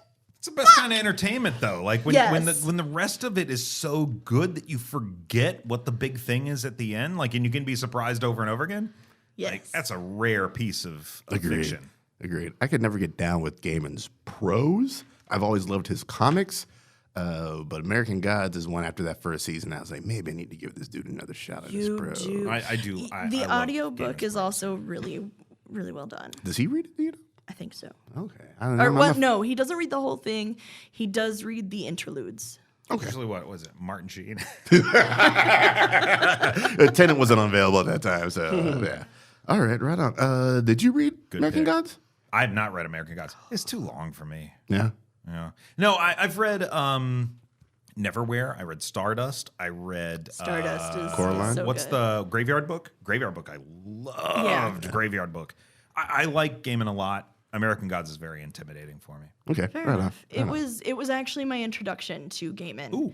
And then a friend suggested Stardust, and I was like, he does both? Yeah, Stardust is great. Man, Stardust is just a delightful, delightful story. It turned into a relatively delightful movie, I think. Yes. Right on. A very Yes. underrated movie. Agreed. Right. Very nice. Very nice. Brian, sir, your fifth pick. Where does thou go? I'll go with comic book on this one. Here he goes. Here it comes. Here it comes. I'm telling you. All right. What do you guys think I'm going to pick? We're not giving you ideas, I'm sir. not giving you any ideas. You No, son of a bitch. it will not change the outcome of what I choose. Let's just say that. I've already I was bold-faced it. What do you think? looking at just Googling like what people consider the best comics out there, and I was like, Brian might try to be slick about this and draft Mouse. Interesting. Anybody else have any thoughts about what I was going to go for there? I concurred because he had a good opinion. Look, Mouse is a masterwork. There is one book on here that I consider like a modern masterwork, and that's Asterios Polyp, which is a book that very few people on Poprika have probably read. I cannot recommend it highly enough. David Mazzucchelli, who did Batman Year One, released about 13 years ago. Just to me, it demonstrates a mastery of the comic form that you don't typically see in modern comics. But for my pick, I'm picking what I consider to be, people think comic books, they think superheroes. Yep. And I am picturing, like, what do I think if a person 100 years from now, and superheroes have been driven in the ground, we haven't done them in a while, right? Like the Western genre. You know? Like we come back, what is the like sort of, what is the pinnacle you want to go back to and bring people back to understand what it is that made these characters click? And I am picking Grant Morrison and Frank Quitely's All-Star Superman. All-Star Superman. Yep. I thought it was going to come down to All-Star or Soups for All Seasons. Yes, Superman for All Seasons, also really, really great, but All-Star Superman is the Superman story. Like, if anybody who says Superman sucks, I'm like, try this. And you get through All-Star Superman, and you're like, oh, I get it now. Like, this is superhero comics at its apex. It pulls in elements of the Silver Age, the modern age, and blends them so well. And there are issues that are just devastating. And there are issues where the triumph just soars, and it is just the best 12 issues of a superhero comic you can possibly read. All-Star Superman. Yeah, I was one of the ones that was like, man, Superman's fucking whack. And then I read All-Star Superman. And I was like, he's still fucking whack, but it's a decent story. Right. I get it. I don't agree with it, but I get it. Yeah, it's everything you need to know about Superman in 12 issues. I would say, the funny thing, the great thing about All-Star Superman is that it's everything you need to know about Superman in a single page. That first page of All-Star Superman, where it's like just boom, boom, boom, boom, boom, and it recaps the entire recaps origin. the planet dies. Yes, Kids kindly yeah. couple. It's that's it. Yeah. Like, I mean, they just nailed it. We call Grant Morrison the true and living God for a reason. I mean, well, he's Grant communed Morrison. with them. What would you expect? He communes with gods regularly in his basement. They commune, yes. Yeah, so All-Star Superman, no contest for me. Good call, motherfuckers. Good call. All right, then. Dramon. All right. First of two, sir, in round 5. Yes, let's do it. Let's get this other TV show off the board before it gets sniped here. It's what I would consider probably one of the greatest TV shows that has ever been produced. Good times. Yeah, that's up there. It's up there. It's got to be up there. It's really good. We're also Norman kicking Lear's the around, goat, man. kicking around the yeah. idea of TV theme song bracket as well. Oh, you yes. got to bring And Sanford and Sons, man. Gotta Good be. Times is Shit on there. slaps. Sanford and Son is also a possibility. Yeah, I'm going to go ahead and Jefferson's gotta I'm be going in to take Breaking Bad off of there. There Very it good. is. Very good. I think that's in the conversation. Like, I think that's the debate: Breaking Bad or The Wire. Yep. Like, Yep. it is. I mean, it is the origin of a villain, and it's just It's the villain's journey. Yeah. Well, the villain's journey. Yeah, that's The the way to fact do that it. so Yeah. many people did not see how he was so villainous. Sort is of like Rick and Morty. Talk about it for a second there, John. yeah. He like that journey of Walter White, seeing him going from this just down on his luck like science teacher to essentially becoming Scarface is just fascinating to see over 5 seasons. Mr. Chips the Scarface. I am the man who knocks. Yeah. And that moment, Yeah. I think the moment for me when I knew, like, okay, this dude is a straight scumbag. When he finally admitted to, was it Jesse? Was that Yeah, his- Jesse. When he admitted to Jesse that he was there when his girlfriend died and watched He her. Kristen Ritter killed died. her. Oh Yeah. my God. He's like, I could have let saved her and I Puts it let on her her happen. back, right? Well, Yeah. no, he didn't only not save her; he killed her. Yeah. He did not murder her, but he killed her because he pushed her over onto her back when he was trying to wake up Jesse. She was choking and then dying, she yes. choked and died. Oh, so yeah. had he not so moved terrible. her, like it's literally he literally fucking killed. Oh, I Look, I hate don't want to him. be that guy, but the signs were there from episode 2 when he disintegrated that guy in a bathtub. Shout out to Vince Gilligan. I mean, what are you going to do with a dead body, though? He's a pretty clever dude. He's like, what if Mr. Wizard or Beekman went bad? But yeah, it was that the writing on that show was just top notch. Just Yes. great character work from Yeah. across the board. And Esposito, goddamn. Yeah. the birth of a best. The I- best death scene. Oh man. Slight spoilers. The best death scene in television history. Yes. Okay. 100%. Right on. Right on. I will say, after I know we would not have gotten Better Call Saul if we had not had Breaking Bad. I think Better Call Saul's the better show. I think you're probably right. Or at least the more satisfying for me personally. Breaking Bad, though, I mean, I fucking hate Walter White, but that's because the show is so well done, it's so well written, and the actor is so talented. Shout Like out when to you Cranston. when you get to that point where like was it Skylar or whatever White like looks like a saint compared to Yeah. Yeah, everybody hated Skylar. yeah. For bad reason. All right. Mr. Cutting Jackson. off another rant. Mr. Jackson. Oh, my second pick. Your second pick, sir. Let me go ahead and get this album off of here. It was briefly mentioned before, but and you know it's one of those albums that unfortunately is still relevant to this day. It's like, What's Going On by Marvin Gaye. Oh, you're going I there, huh? thought you'd pick Wu-Tang. Honestly. I mean, all honesty, I thought you were going I to was Wu-Tang thinking on this. more in like time capsule type stuff, like kind of stuff that just kind of captures that zeitgeist of you know. Yeah, okay. All right, Just makes a- sense. But yeah, that album from begin, like you can just literally put that on and just listen from beginning to end. And I think the first thing that really got me the first time I ever listened to it was the way the songs like just one The flows track into the sequencing. other. Yes, Yeah, it's Oh, one man. long concept yeah. for the most part. Yeah. Not built for like the modern generation. No, not the it's singles, you've gotta listen to it straight through. Yeah. Good call. Damn good call. God damn. I was thinking, and I'm thinking, like, because the minute you said time capsule, I was thinking, at first I was thinking, okay, what was on Captain America's list on Winter Soldier? Sure. Now, granted, it was Trouble Man, but yeah, it seems like the more relevant nice. album. It should have been, and that's one thing that's bothered me about Winter Soldier. It should have been what's going on, because the way Sam describes Trouble Man, Yeah, that was he's what's going on. describing what's going on. Yeah. Yeah. Yeah. All right, then. Oh, 30 minutes. We got to pick this up. Brian, your sixth pick, sir. All right, I'm going to go anime because I only have one choice there. I have no backups, and it is a Miyazaki, what I consider to be the best Miyazaki, and that is Spirited Away. There you go. That's going to get you some votes. I have not actually seen that. It's Spirited on my list Away, forever. another. It's another timeless story. It's a story that's going to be as relevant 100 years from now as it would have been 100 years past, and really demonstrates everything wonderful about Eastern animation. There it is. There it is. You're the only one who's seen it. Really? I've seen no Miyazaki. She says she You hasn't seen guys it. must He's like. seen it. You just must not like movies about parents who turn into actual livestock. It's a whole subgenre. I have no wishes. Spirited Away. Miyazaki is just full of great movies, but that to me is the best. That's the best. Yeah. All right, then. Right on. Leslie, it is back over to you for your sixth pick. I am going to go with my first TV show because I feel like the choices are getting a little bit limited. Nah, it's plenty of great shit out there. Been a lot of TV. I'm going with Battlestar Galactica. Yeah, let me scratch it off the list. It. Can you guess the theme yet?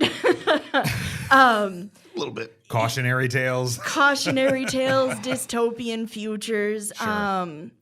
But no, to me, there's also the uplifting aspect of the endurance of the human spirit. The way that even when the small government that they're trying to rebuild is trying to work with the military and they disagree, they still work together. Most of the time. Most of the time, yes. Work together and Tom Zarek. But to save humanity, and that's what it's all about. So yeah, we get the Cylons, we get a lot of action and thrills and freakouts, and yeah, You get get some love in there. one of the best episodes of television ever written. What is that, 33 minutes? Oh yeah! Oh, Wow, that's yes. One of the greatest episodes of how do you endure an attack every 33 minutes nonstop for days on end. And I think that's what the second or third episode. It's really After close the to miniseries. beginning. It's I the think first it's episode after the first, miniseries. Yeah. So it's like technically, I guess, the third episode. Yeah. If you break it up in. And what a way to kick off your show is Yeah. with that. Yeah. Good shit. It's tonally one of my favorite sci-fi series out there. All right, over to me. I'm going to go ahead and grab my anime before Jermon tries to do anything wonky. And Chainsaw Headman. What is it? What is that show? the Chainsaw kids Man? love? Yeah, Chainsaw Man. Do I go with you or do I go with you? I think you should go with you. One's going to get more votes. One is better. I guess I'll go with the one with more votes. I'm thinking Bebop. That was the second on my list. Yeah. It was first, actually. Akira was second. Because I think Bebop might get slightly more votes. It's definitely on the list. Yeah, I figured it was going to be on your list, so I wanted to make sure I snatched it before before you did. Never saw the anime. You never saw the anime? I watched the series, but not the live action. Wow. Never watched the anime. Boy, that is talk about something that's going to get purged from streaming pretty soon. Oh my god! Like if Disney Plus is pulling Willow off, then you better Yeah. believe Netflix is pulling Cowboy Bebop. You talking about the off. live action? Yeah. I heard some really shady things about that Disney Plus move. Yeah, I mean, it's Disney, so they're always doing something shady. Bebop, honestly, it's one of the best anime out there. It's one of the first ones to really break mainstream as far as television anime, not movie anime. its soundtrack is good enough that I almost debated putting it on my albums list. Oh wow. Nice. You don't think about anime having jazz influence, but the trumpets and the trombones and horns are just going crazy on the opening credits, and you can just put it on and let it ride all the way through. Yoko This Kanno, man's got the vinyl for Yoko Cowboy Kanno. Bebop. Like, man, I mean, if you, it's one of those shows that by the end of the opening titles on episode 1, You're in. if you're not fucking feeling it, just get the fuck out of here. Yeah. That's it. Because like Tank episode 1, you're like, you better be in your fucking seat. Yeah, it's also the music is one of the so possibilities on the Theme TV song. credit bracket. Yeah, it's TV theme song. Like Tank, God, should be a #1 contender on that. Like, man, so fucking Let me good. check that out.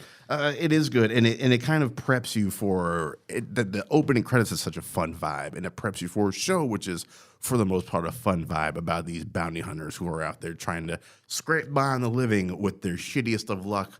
You know that they have the skills and capabilities, but they just have horrible luck and end up usually on the ass end of something. But it's that's another going show like on. The Simpsons that is like a time capsule in and of itself, because not only are the music styles really, really varied, like it goes from jazz to hip hop to heavy metal to, like, it covers a broad range of musical genres.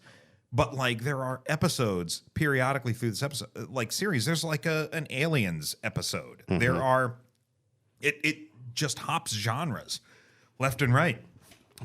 It's a great pick. By the way, it's at current rankings the 6th seed on the TV theme song joint there. So there you go. My second one, right? That's not me. Yeah.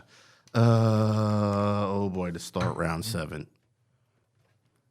I think I'm gonna go with me podcast. That's the only one that hasn't been touched yet. I want to get it before either of you two clowns get it, because I don't know if you have it Motherfucker. on Poprika. your joint. Choose our adventure. Thought never even crossed my mind. Ow! I knew that wasn't going to get any votes. I know what you're picking. You know what I'm thinking. Conan O'Brien needs a friend. man. Hell yeah! Yes. You know, I don't want to promote other podcasts here, but you know what they're doing this week? No. They're releasing a multi-part series with Conan and Robert. What's the guy's name? But anyway, and Kevin Nealon and Dana Carvey, where they're doing a read through of the unproduced Hans and Franz movie. Yes.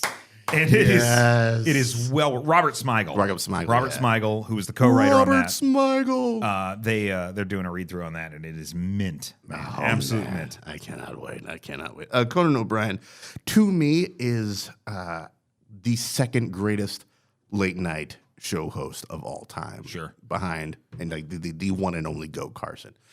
Conan had a completely different sense of humor than the other people that were doing all the time, or at the time, Leno, Letterman. He came and completely upended it with his goofiness. You gotta have to be a certain sort of quick-wittedness to have that show, and they all have that. But Conan's was just a little bit weirder. Some of the things you're doing were just a little bit off kilter, and it endeared a certain generation to him. And since then, he has continued to go on to do wonderful things, and it's culminated in Conan O'Brien Needs a Friend, one of the funniest podcasts I think that exists. It's great, and I think that to what you were saying about Conan kind of being the second best late night host, it's always telling when the generation that grew up with Carson comes into the modern generation of late night hosts, which at that time were Jay Leno, Dave Letterman, and Conan O'Brien. And they're like, well, I get these two, but that guy I don't like. Yep.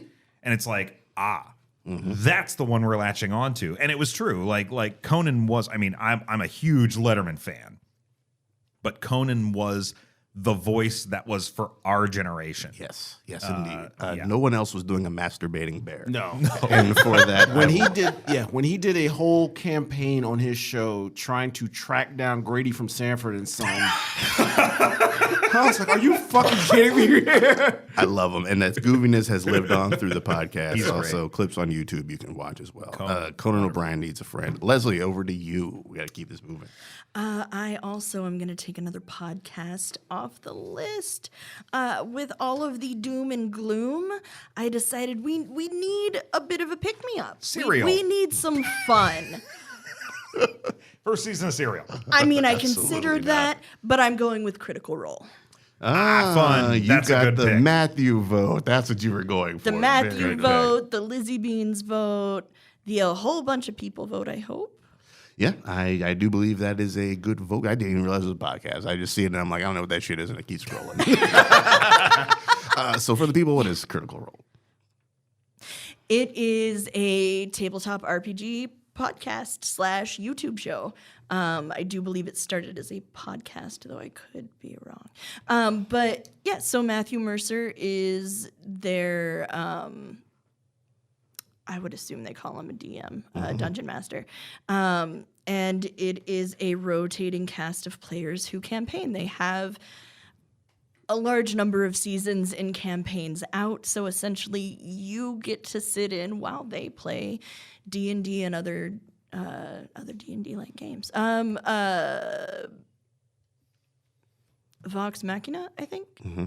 Yes. That is based on one of their campaigns. Absolutely. There you go. That All was right. great. Yeah, they've had just insane success. Yeah. Yes, they have. Yeah. Brian, over to you, sir. Your seventh pick? I'll keep it rolling with podcast. I mean, since we're on the podcast kick right now, this is a category where I feel like we were all going to have different, like wildly different selections. Jermon, did you have Conan O'Brien? I did. That was literally the first thing that jumped into my head. I didn't put Conan O'Brien down because I knew one of you guys would do it. But I Same. think that also, I think that one of the great things about podcasting is that anybody can do it. And I'm not saying that this person is just a quote unquote anybody, but what he does is he interviews anybody's. Chris Geffard's Beautiful Anonymous is my podcast pick, also known as Beautiful Stories from Anonymous People. It's a podcast where he calls up people who I guess apply to be on it. I don't know how it works, but they just pick up a conversation on the phone and they have a hour to 90-minute long conversation about where they're at in their lives, what's going on, and he talks to anybody and everybody, like people from all walks of life. And I think that's what makes it so appropriate for a time capsule, is that it's just so expansive. It covers so much of just what modern America looks like. And it might be just a person who's jockeying for a new position at work. It might be a person who runs like a dominatrix club. It might be, it could be anything and everything. And that's what makes it so magic. And he is such a just competent and capable conversationalist that he's able to pick up conversations with all of these disparate people and have something that's deeply engaging for like an hour or 90 minutes on a regular basis. It's just a magic show. So that's it. Beautiful Anonymous. There you go. Beautiful Anonymous. Mr. Jackson, we're over to you on the turn. End round 7 and begin round 8. Let's go ahead and get this comic book off of here. Going into that Vertigo bag. Another one of the Natch. series that's in the conversation for one of the greatest series of all time, Preacher. Preacher. There's something people in 100 years are going to love. Oh, my God. Do not fuck with God. No. The greatest panel in any comic book of all time. Can't be beaten. Goodness Quoted by God gracious. himself who said that. That series, man, like it's one of those books. Like I remember picking up the first volume, and I'm like, okay, I'll check this out, see what it's all about. Went back and bought the rest. Yeah. Like it's that good. I remember Wizard at the time was like, this is when you're going to want to hop in on the ground. Oh, floor. absolutely. Just seeing the decline of was it Airstar or whatever throughout the series, like all the stuff he. That poor fucker. Oh my God! Like, it's just ridiculous some of the stuff he ends up going through. Did you watch the show at all? I watched the first episode. Like I don't know. I just could not get into it Didn't like feel that. like Preacher. Yeah. All right, right on. And to begin our 8th round, sir, where are you going? Let's see. We'll Goodness. Let's go ahead and get this novel knocked out here. What has German read? Yeah, not much. And actually, my pick is probably going to be something I haven't read, but I hope it's not something you were supposed to read, but go ahead. yeah. This is another one of those cautionary tales here that I read the other book by this author, but this is probably the more well-known, 1984. Oh, yes. Orwell. Coined the term Orwellian there. Yes, it did. Good call. I've never read 84. I read Animal Farm, but not I've 84. read Animal Farm and not 84. Both of which would be really good picks for this. Yeah, I had that listed as well, but yeah. Brian, Leslie, vamp on that while I get another beer. You bet. 84 is like much like we were talking about Kira earlier, where it's like the anime movie that influenced so much of our impression of what like dystopian societies are. Yeah. I think every dystopian novel is chasing 1984. Oh yeah. You know, it's the book that set the standard. Even like Brave New World, Aldous Huxley. Like, I mean, I think that like 84 is just that's it. Yeah. That's the one. Even that V for Vendetta movie was borrowing pieces from 1984. Even down to John Hurt. John Hurt. Yeah, they borrowed John Hurt. That was almost a direct lift from him. Right on. Yeah, great pick. Yeah, Great pick. Absolutely. Good call, sir. That might get you some votes right there. All right, Brian, you did 2, right, Javon? Yes. All right, Brian, what Round is 8. your 8th pick, sir? I'm going with my second movie. My first movie, for those of you who don't recall, was Parasite, about class struggles in the modern world. The next movie, I kind of wanted to veer towards something that was both cautionary and exemplified what modern cinema can accomplish, but is also a statement on what cinema has achieved thus far. Prometheus. Naturally, I am picking for my second movie, WALL-E. Aww. I cried. One of Pixar's absolute finest movies. A celebration of what films have been, coupled with a vision of where mankind could end up. And it's not a great vision, but it is nonetheless in pure Pixar form optimistic by the end of it. It's interesting. So you're playing to the eventual fat fucks who are going to be listening to this podcast, anyways. Down the road. Yeah. Yeah, Fatso, I got your movie for you. Have your bones all disconnected from one another, and you're sitting in a hover Barca lounger? Then hey, I got the movie for you. All right, WALL-E. Is that among your favorite Pixar's, Leslie?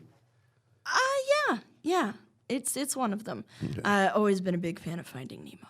All right, to me, they have not topped Inside Out yet. Inside Out is the only other Pixar movie. I only had 6 total movies on my list. Inside Out was on there. All Fair. Right. Inside Out and Coco. Because I think Inside Out will also continue to be timeless in terms of the emotional struggles of somebody going through their adolescence. But WALL-E is what I would call a triumph of cinema. Right on. So. Leslie, your 8th pick, ma'am. My 8th pick, I'm gonna veer off the list. This did not even actually make my list. I just thought of it. Ooh, what is this for? Dark Horse. This is gonna be my second TV show. Mm-hmm. I'm going with The Boys. Ooh, interesting. Fits my my sad theme.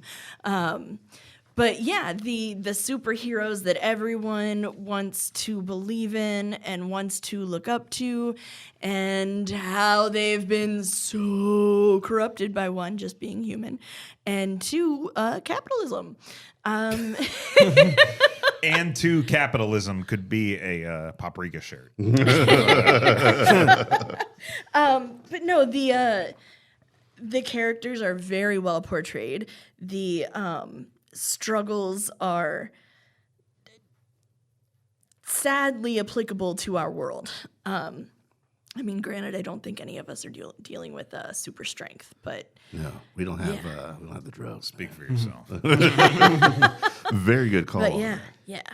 yeah. Gotta give it to the boys. Very, very relevant. Very relevant. It's on me for my 2 on a turn. I'm going to go ahead and get my second television show.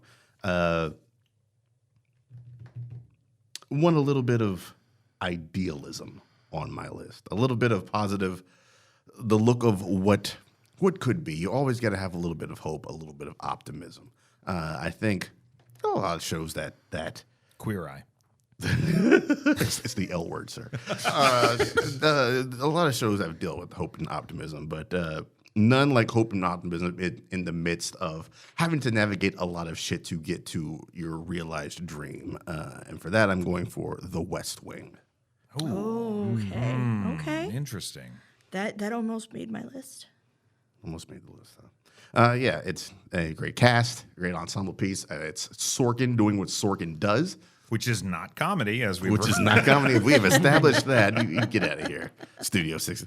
Yeah, it's the idealized Martin Sheen. It's the idealized Rob Lowe. It's the idealized Allison Janney. It's the idealized Bradley Whitford. Like when I think of these actors and actresses, my mind goes to West Wing and Toby Ziegler. The idealized Allison Janney is at a candlelit dinner with me. Over drinks. Not on the set of Mom with Anna Faris? No, okay. All right. Then, that show sucks. Yeah, The West Wing, man. Love Allison Janney. It's her unusually tall ass. West Wing is a dope show. I'm going to go ahead and take my novel. Leslie talked about it a little bit. She touched on the same themes as my novel when she talked about moving through and seeing just corruption and decay and thieves and killers and all that kind of good stuff. I think that is a bit more strongly distilled in mine. What this author called his American version of The Lord of the Rings. Ooh. I'm, of course, going with The Stand. Yes, that was on my list. On my list. One of the few snipes, I guess. Well played, sir. The very first one on that novel is what I struggled with the most because I was like, there's just so many. To put Dostoevsky on there. So many pages. Yes, it clocks in at Stephen King's largest standalone work to date. It edges out it by maybe like 15 pages.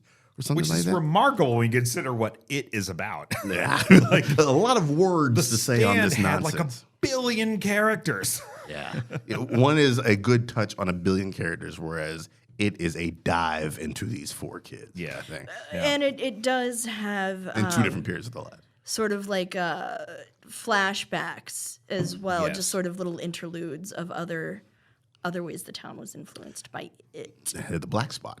Yeah, the best part of The Stand is the interludes into some of the stupid deaths that people had all throughout. And there's a woman who gets closed in a meat locker with the family that she hated. That's the one that always stands out to me. It's one of the more funny ones. But yeah, still one of Stephen King's greatest works. He himself has issues with that, saying that his greatest work happened in the 1970s and he hasn't been able to reach that height again. It's just what happens, though. I mean, artists that work at their pinnacle throughout most of their life just have to accept that. They just gotta accept It's like Scorsese peaking with Goodfellas.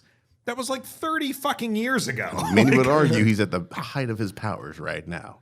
Right. Yeah. All right then. And it's back over to you, Leslie, for your 9th pick, ma'am. With my 9th pick, I am going with a video game. I can't wait to hear what you guys pick for your video games. I've been wrestling with that the Drum whole roll. episode. No, I'm actually going to go with The Last of Us. Was on my list. The Last of Us. Dude, The Last of Us. That was the air horn for you. That's a celebration. Oh, yay! Get out of That here. was like a boo. Yeah. If you wanted that, I would have hit you with some.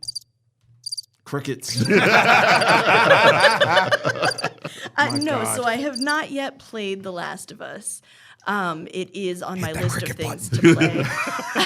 But no, the fact that it released, 10 years ago? Yeah. And It's old, there yeah. are still strong discussions on the ending and the choices that were made. And not to spoil that for the TV show or the game.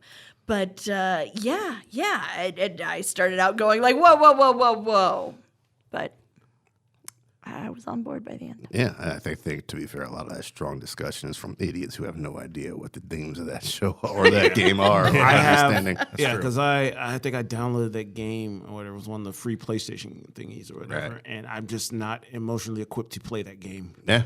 All right. Fair. I'm not ready, especially after watching that first season of the show. I can only play games between the hours of like 10 p.m. and 12 p.m. That's and when I'm you like, usually respond to my Facebook message. I know, right? Yeah, that's it. When I'm And getting in bed. like, I am not going to play a fungus zombie game between the hours of 10 and 12 p.m. That's fair. That's Play fair. some Stardew Valley, All right. Animal Crossing. Brian, over to you for your penultimate. I'm going to pick my novel. So this is the one that I alluded to early on that's going to kind of venture out of the modern kind of what do I think is capturing the modern sensibility. And it's going to go, and I guess it does kind of bear some modern relevance because, who knows what kids are going to be allowed to read in 100 years. Hey, you're not wrong there. If Read the shirt. Yes. if President DeSantis gets his way. But the answer here is Fahrenheit 451. There it is. Yep. A book about the consequences of banning books. Yes. That if yours is the most time capsule-y, I feel like, of the time capsule joints. I think so. Like, it's never not going to be relevant. There's always going to be goose steppers out there trying to prevent you from reading shit. Goose steppers. Yeah. And so in 100 years, I've got to believe those wackadoos are still going to be out there. Keep reading shit. Yeah. Yeah. You know? Keep reading shit. I like it. I ban the books, not the fascists. That should be the other way around. Ban the fascists. Oh, yeah. Not the books. Ban the fascists. This is what happens when you're trying to talk and think at You the heard same it here time. first. Put that one on the t-shirt. All right, Jermon. Which way are we going? Jermon, it is over to you for your penultimate and final picks. You have anime and you have podcasts. Let's go ahead and get this anime off of here since a couple of the big ones are already taken. Let's get one of the other big franchises here, DBZ. Oh, hell yeah. Nice. Hell yeah. Like, Nice. that had to be on the list, right? Yeah. I mean, it's still going strong to this day. It's going to be one of those things that's not going anywhere anytime soon. Do you think they'll be on like episode 6,000 and something when they listen to or open up these time capsules? That's honestly why I didn't make my list, is because it's just been going on so long that it's like, man, I don't know that DBZ will ever, like, people are going to know who Goku is. Can you imagine people walking into an establishment 100 years from now with one of those big Goku shirts on? Big wig with the hair out. Yeah. He's probably going to be unrecognizable by that point, by 100 years from now. It's hair's like 14 different colors by then. This is one that I just completely missed. I still have no idea. Besides just cats fighting in the desert, I have no idea what this show is about, what its purpose is, who the good guys are, who the bad guys are. It was rough. Yeah. It was rough. You got the gist of it. It was rough back in the days when we were going episode to episode. Yeah, that's what I heard. Yeah, the whole binging thing is that is a big advantage because we would have to wait an entire week just to. I'll be honest, I've only ever seen the movies. Like I have not watched the series much at all, but I'll show up for the movies. And even like the Dragon Ball Superhero that came out this year, just fucking phenomenal. There you go. Dragon Ball Super Broly, which came out maybe 2 or 3 years ago, would be in my top 50 sci-fi movies of all time. Okay. Like, I mean, Dragon Ball is not fucking playing around. Is my point. Well, so I've never actually watched Dragon Ball Z. I have previous boyfriend who I had mentioned it to, and he was like, "Oh, we got to start you with Dragon Ball." No. So we got maybe 100, 200 episodes into that, and I was just like, "Okay, I'm done." He's too tied up in himself. I'm glad you broke up with him. Doing the Lord's work. All right, Jamal, All right, what is podcast. your final pick, sir? Let me go ahead and pick. Which one of them do I pick, though? Cinnamon is still out. Oh, there. I know. Yeah. It's got to be. What was the one that was recorded in this booth before we were? Oh, Work like, It? Was Work It? No, not Work It, but the. Oh hell no! Oh hell no!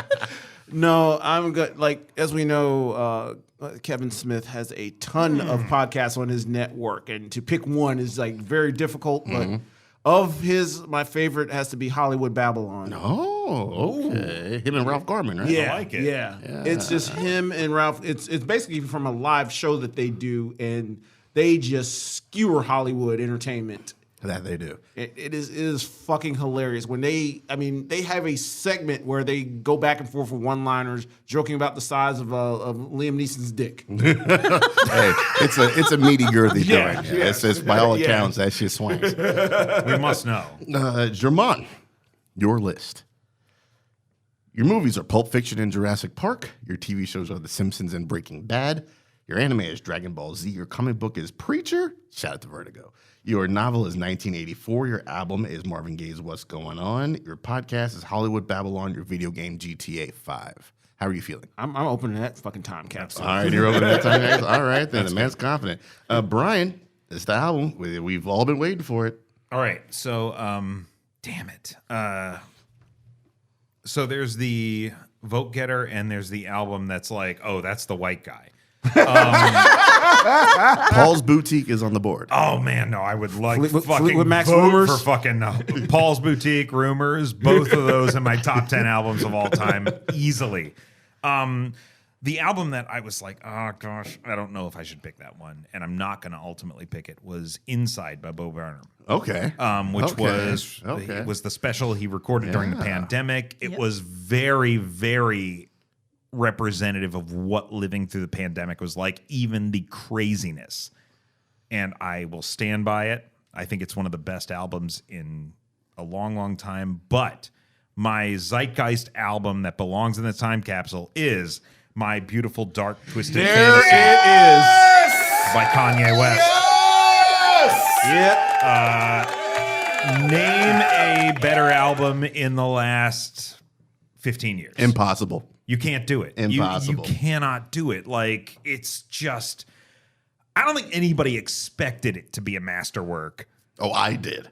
I mean, I did. At that point in his career, like, I mean, I just coming off of like Late Registration, like Late Registration for me was a peak. Like, and it's like an early peak, but like, man, Yeah. just Yeah. I mean, come on, I like freaking Adele sang it on like carpool karaoke, for Christ's sake, you know, like it's just a great fucking album. Number one on Rolling Stone's 500 albums of the 2010s. There's no question. Yeah, There's I was justified. nothing stands If he close had, to it. if he had done that and then called it a day after Watch the Throne, Which is what he should have done. cemented his legacy. Absolutely what he should have done. I Watch stopped the Throne should listening have been to it. everything after My Beautiful Dark Twisted Fantasy. Anything after it, A, garbage, B, he's garbage. But that album is a sign of the times right there. Oh yeah. Brian, your list. Parasite, Wall-E are your two movies. The Wire and 30 Rock are your TV shows. Your anime is Spirited Away. Your comic book is All Star Soups. Your novel is Fahrenheit 451. Your album is Beautiful Dark Twisted Fantasy. Your podcast is Beautiful Anonymous, Very Beautiful Man. And your video game is Minecraft. How you feeling? We'll see. Like, look, there are things on there that I'm like are undeniably time capsule ready. I just don't know how much Poprika believes they're time capsule ready. Right on. Leslie, your album. I'm reaching back a little bit further, and I'm going with one that I missed when it first came out, but was very influential. Nirvana's Nevermind. Yes. I was like, right when you said, I was like, is she going Pearl Jam or is she going Nirvana? Thank you for picking that. Yes, no complaints there. No Yeah, complaints. I did consider Pearl Jam because 10. Spoon Man, that was like one of the first recognizable songs. That was Soundgarden. Spoon Man was Soundgarden was, but it Those released 90s, the man. same fucking year. Those like 90s. I mean, all of those songs came out within the same like 6 month span. Like it was just an insane 6 months. Yeah. for alternative music. Yeah. Yeah, boy. Leslie, Terrific. good call there for Nirvana. Your list. Your movies are The Matrix and Sin City. Your shows are Beastar G and The Boys. Your anime is Akira. Your comic book is V for Vendetta. Your novel is American Gods by Gaiman. Your album is Nevermind, Nirvana. Your podcast is Critical Role. And your video game is The Last of Us. Very good picks. Yeah, you feeling good? I feel pretty good about this. I have no idea if anyone will vote for it, but I think you got I am very pretty strong. satisfied. some bangers in there. I will go with my video game, man. GoldenEye. Hell Nice. yeah. Yeah. Nice. Yeah. Nice. It came down to The Legend of Zelda or GoldenEye. That's great. And I went with GoldenEye is fucking great. I mean, it's one of the ultimate like 1v1 joints, man. It spawned a whole like generation of I gotta kill this motherfucker at any costs. I gotta kill this motherfucker genre. Yeah. It's this whole thing. My list, my movies: Shawshank Redemption and The Raid, which that's gonna be interesting. My shows: The Next Generation, The West Wing. My anime is Bebop. My comic book is The Sandman. My novel is The Stand. My album is Thriller. And my podcast is Conan O'Brien Needs a Friend.